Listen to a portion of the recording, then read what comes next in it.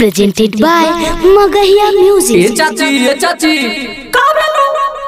अरे अबरी भोटवा देवे नाजी वही मिर्जापुर पंचायतवा से सलीम भैया खड़ा थी न पान सुनलिए है बड़ी अच्छा उम्मीदवार हथिन कतो नली गली सब का तो बनेता थी। एक बार जिता के देखी ना के चाची और सलीम भैया के भोटवा दे के देखी ना बड़ी काम करता थून और तोर वृद्धा पेंशनवा बना देता थून समझ नी। अच्छा ठीक हो रे बेटा ओकरे बटन ये दबा के जिताई समझ ली।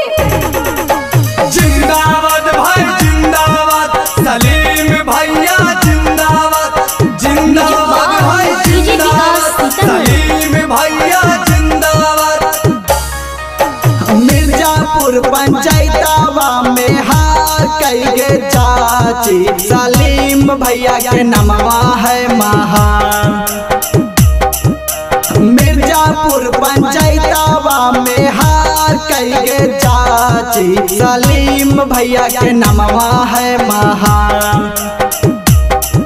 सलीम भैया के बाट सदस्यवा नहीं हागे चाची पूरा कर तुम सब काई काम।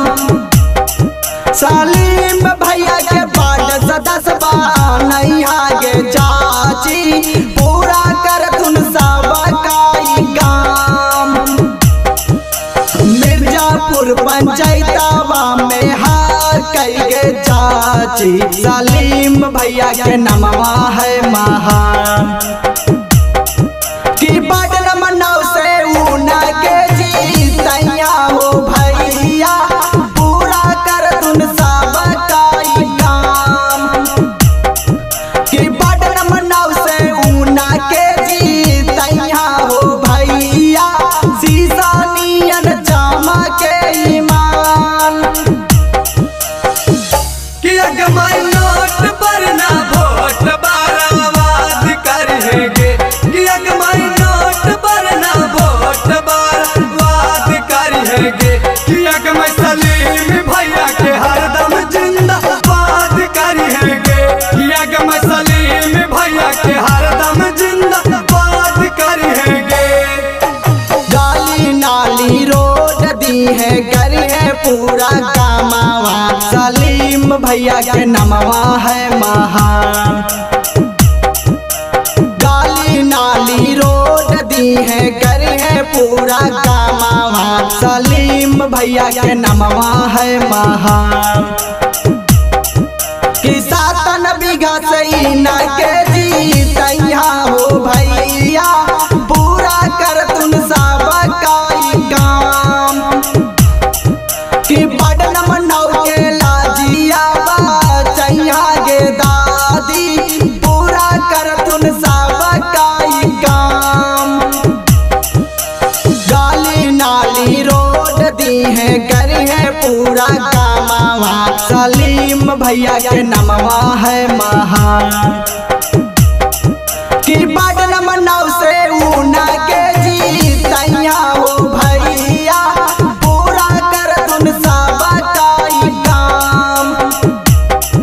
कि बटन मनाओ से ऊना के जीतैया हो भैया पूरा कर तुम सब काई काम।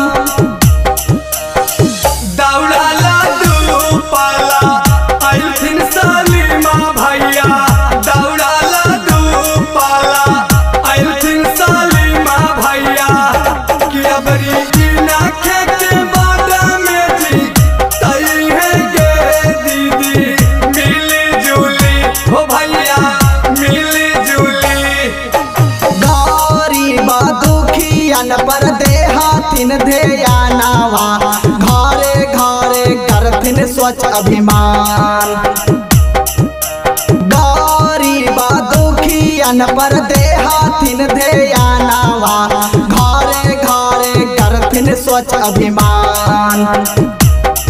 अगे बिकी लहरी का हाथिन इनका पर चारावा इनके पर दिहा सब ध्यान। कि बटन मनाओ से ऊना के जीतैया हो भैया पूरा कर तुम सब काई काम।